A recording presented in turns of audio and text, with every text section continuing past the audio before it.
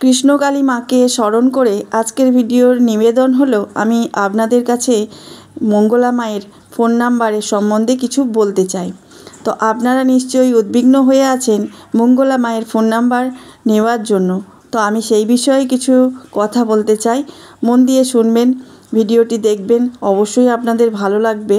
তো চলুন মূল বিষয়ে আসি। মঙ্গলা মায়ের ফোন নাম্বার কি করে আপনারা পাবেন। যে নাম্বারটি আমি আজকে আপনাদের দেবো সেই নাম্বারে ফোন করলে মঙ্গলা মাকে পাবেনই পাবেন।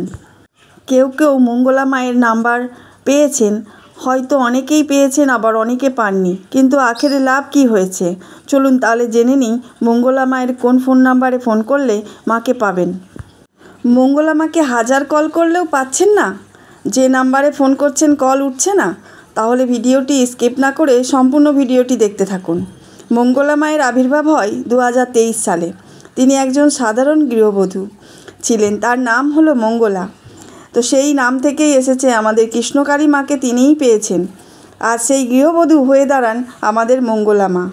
কেন এই মঙ্গলা মা সমস্ত মানুষের মন জয় করে নিলেন?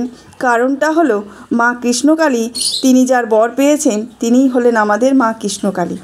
সোনা মা এই মঙ্গলা মা, মা কত ভক্তের মঙ্গল সাধনায় নিজেকে উৎসর্গ করেছেন। আস্তে আস্তে মানুষের মনের মাঝে একটি পরিচিত লাভ করেন। মঙ্গলা মা যখন একটি ওয়েবসাইটে নিজের ফোন নাম্বার দেন, তখন তিনি ভাবেননি যে তার ফোন নাম্বারে এত দুর্ভোগ হতে পারে। কিছু কিছু মানুষের জন্য, মানে যারা দূর থেকে আসতে পারেন না, তাদের জন্য নাম্বারটি শেয়ার করেছিলেন, যে তারা যেন মায়ের কাছে আসতে পারে এবং ফোনের মাধ্যমে সঠিক জায়গায় আসতে পারেন। ফোন নাম্বারটা সেই কারণেই ওয়েবসাইটে শেয়ার করেছিলেন, দূর থেকেও যেন ভক্তরা তাদের সমস্যার কথা বলতে পারে। যে ফোন নাম্বারটি তিনি ওয়েবসাইটে শেয়ার করেছিলেন, তিনি এখন আর ওই ফোন নাম্বার ফোন এলে রিসিভ করেন না। কারণটা তাহলে জেনে রাখুন, কেন মঙ্গলা মা ফোন রিসিভ করেন না।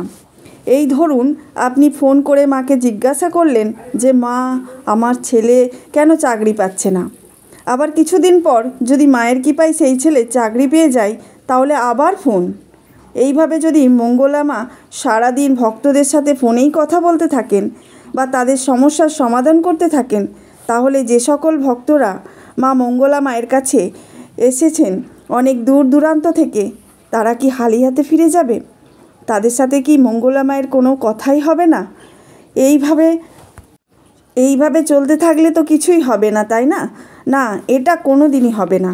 কারণ যারা কষ্ট করে মন্দিরে এসেছেন মাকে দর্শন করার জন্য, মায়ের সাথে কথা বলার জন্য, তারা খালি হাতে ফিরে যেতে পারে না।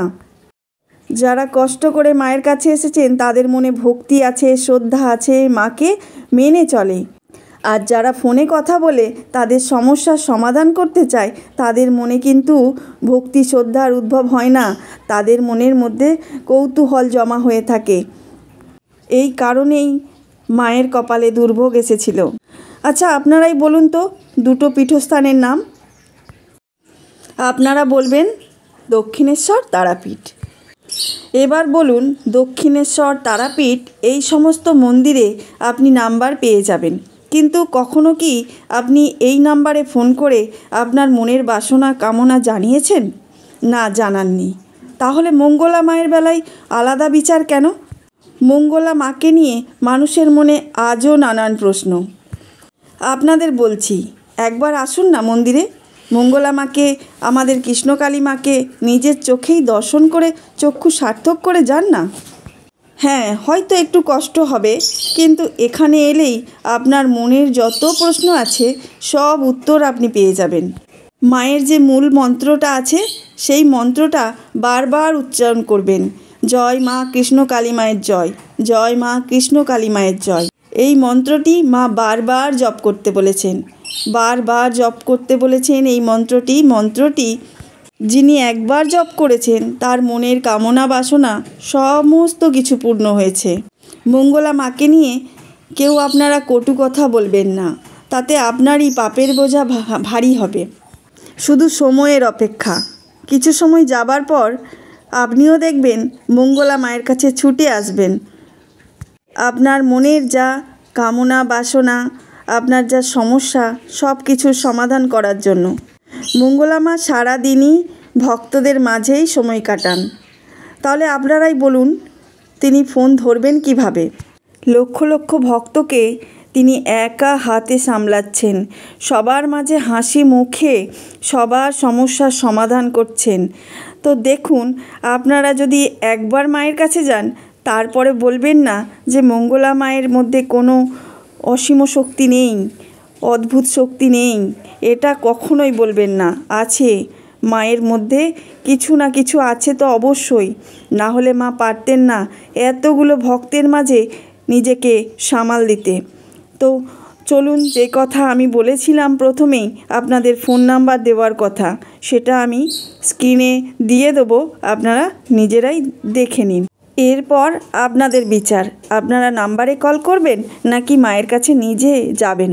তো দেখুন, এই যে মানুষটিকে দেখতে পাচ্ছেন, ইনি হচ্ছেন মায়ের পাশাপাশি থাকেন। এনার কাছে ফোন নাম্বারটা দিচ্ছি আপনাকে। যদি মনে হয় যে আপনি ফোন করবেন তাহলে কিন্তু প্রথমেই এনার কাছেই ফোনটা যাবে। ইনি মঙ্গলা মায়ের খুব পাশাপাশি থাকেন।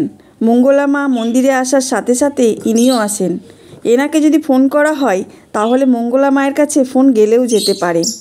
তবে চেষ্টা করবেন মায়ের মন্দিরে আসার। নাম্বারটা আমি স্ক্রিনে দিয়ে দিলাম, আপনারা দেখে নিন। দূর থেকে কোনো দিনই সমস্যার সমাধান হয় না।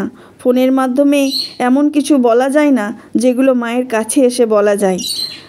তো চেষ্টা করবেন ভক্তরা, যদি ভিডিওটা ভালো লাগে অবশ্যই মায়ের মন্দিরে এসে একটু পুজো আর আপনার সমস্যার কথা বলে যাবেন, তাহলে মা খুবই খুশি হবে।